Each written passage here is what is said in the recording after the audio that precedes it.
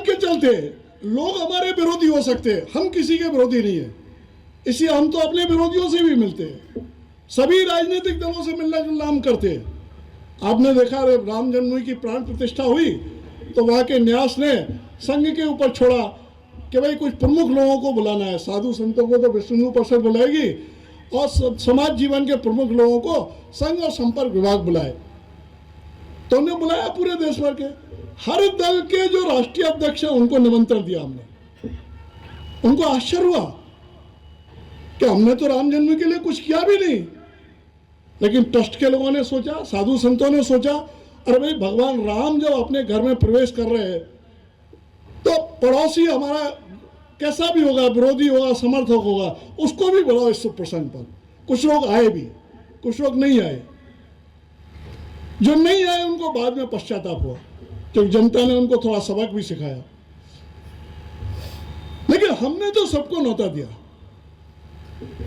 यह संघ है, हम किसी को भेदभाव नहीं करते क्योंकि हम मान के चलते हैं कुछ लोग हमारा विरोध भी करते होंगे, लेकिन वो भी देश के नागरिक हैं, देश की भावना तो उनमें भी हो सकती है।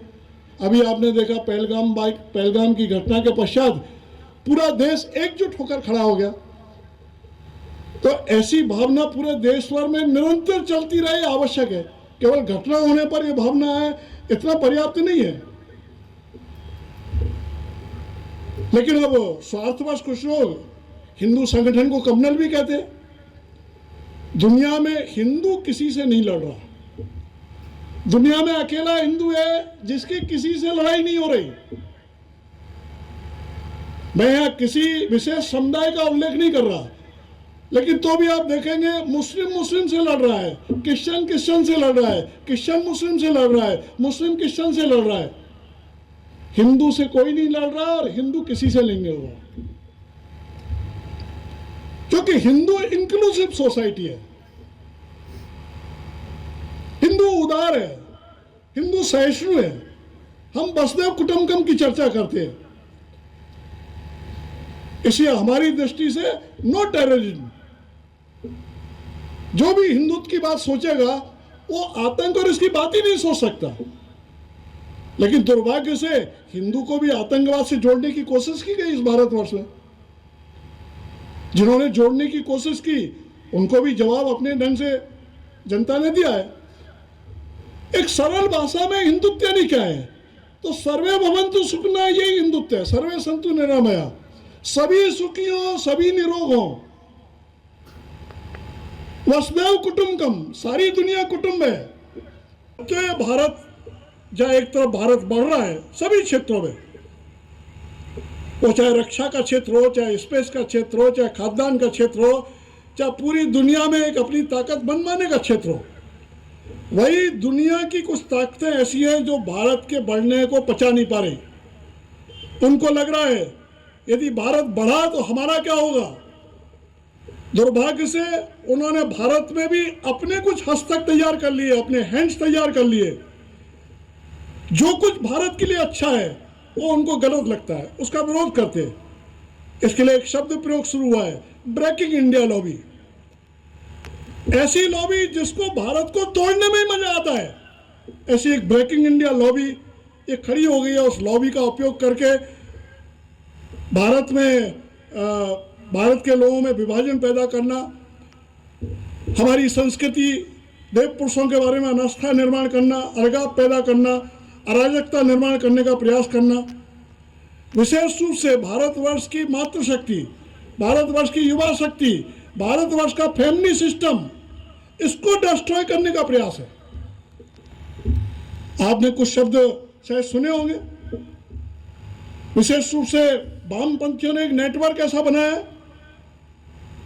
एक नियो लेफ्ट करके एक विचार चलता है। नियो लेफ्ट का मतलब है ये पॉलिटिकल वारफेयर है, नियो लेफ्ट के माध्यम से। नाम भी उन्होंने ऐसा रखा है, कल्चरल मार्क्सिज्म, लेकिन वास्तव में कल्चर से कोई दूर तक का संबंध नहीं है। वो कल्चरल वारफेयर का उदाहरण है।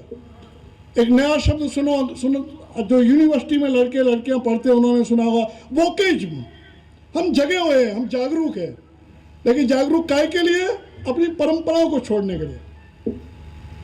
दुर्गा का नहीं, हम महिषासुर की बात करेंगे, राम की नहीं, हम रावण की बात करेंगे। हम जगे हुए हैं, हमारे मन में जो है वो है माई बॉडी माई राइट। अब यंग जनरेशन में ये बातें पैदा करने की कोशिश की जा रही है। ये सब बातें भारत को कमजोर करने और भारत को तोड़ने की बातें है। जीवन मूल्यों को सुरक्षित रखना है तो कुटुंब प्रबोधन होना चाहिए। हर सप्ताह कुटुंब के सब लोग एक साथ मिलकर बैठे, 1 घंटे 2 घंटे जब बैठते हैं तो ई उपवास करें। ई उपवास समझ गए आप, मोबाइल को साइलेंट रखें, इसको ई उपवास नाम चला है आजकल। उपवास करने की आदत तो हिंदू समाज में है ही है। ई उपवास करना हमें सीखना पड़ेगा थोड़ा थोड़ा, नहीं तो बच्चों को समस्या आ जाएगी। जिन परिवारों में इस ढंग से सप्ताह में एक बार बैठने का क्रम चलता है, उन परिवारों के संस्कारों में जमीन आसमान का अंतर दिखता है। हिंदुत्व के बारे में तरह तरह की चर्चाएं चलेंगी, हमको कंफ्यूज्ड हिंदू नहीं रहना। हिंदुत्व को समझकर हिंदुत्व के बारे में मुखर होने की जरूरत है, इसकी चिंता करिए। और अभी आपने देखा पहलगाम की घटना के बाद जिस ढंग से हमारे रक्षा उपकरणों की क्षमता प्रदर्शित हुई, हमारी सेना ने एक जिस ढंग से साहस और शौर्य का परिचय दिया, शासन प्रशासन ने भी एक अपनी दृढ़ इच्छा शक्ति का परिचय दिया, उसके कारण पूरी दुनिया में भारत की एक धाक जमी है। ठीक है, कुछ लोगों को लगता होगा ये जो और चलता था ये था ये था ये था, ऐसा आकलन हो सकता है, लेकिन एक बात तो है, जो भी हुआ उसने दुश्मन की ताकत को कम किया। समाज की सेवा के लिए हमको प्रयास करना है तो सामूहिकता, अनुशासन, एक आज्ञा पर काम करने की आदत यह आवश्यक है।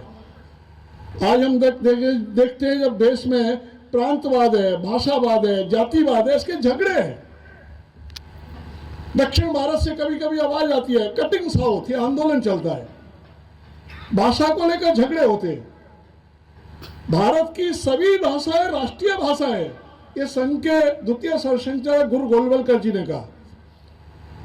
अपने अपने प्रांत की भाषा में सब लोग बात करते हैं, सबको सब भाषा सीखना भी चाहिए, लेकिन झगड़े खड़े होते हैं, जाति के झगड़े खड़े होते हैं, ऊंच नीच छुआछूत के झगड़े खड़े होते हैं।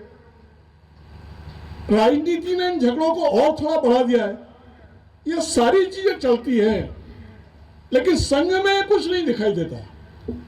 आप यदि इन सोमसेकों के बीच में रहेंगे तो हर सोमसेक तो सरनेम नहीं लगाता, कुछ लगाते कुछ नहीं लगाते, लगाते तो उससे मालूम पड़ता है। या जितने सोमसेक हैं इसमें लगभग सभी जाति बिरादियों के सोमसेक हैं। और बाहर की दुनिया को देखकर आश्चर्य हो सकता है, जो सवर्ण पिछड़ा ये वो SC ST आदि आदि चर्चा करते हैं, ऊंच नीच छुआछूत की चर्चा करते हैं, संघ में वो कुछ नहीं दिखता। संघ ने समाज का एक ऐसा मॉडल खड़ा किया है कि जैसा होना चाहिए वैसा समाज संघ में दिखाई देता है।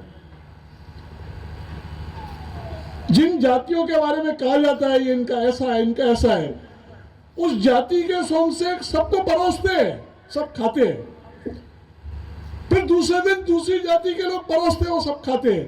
अब जाति के अनुसार परोसना नहीं करते, एक एक जिले के सोमसेक परोसगारी करते, भोजन के लिए भोजन का वितरण करते, कोई जाति नहीं देखता, कोई वर्ग नहीं देखता।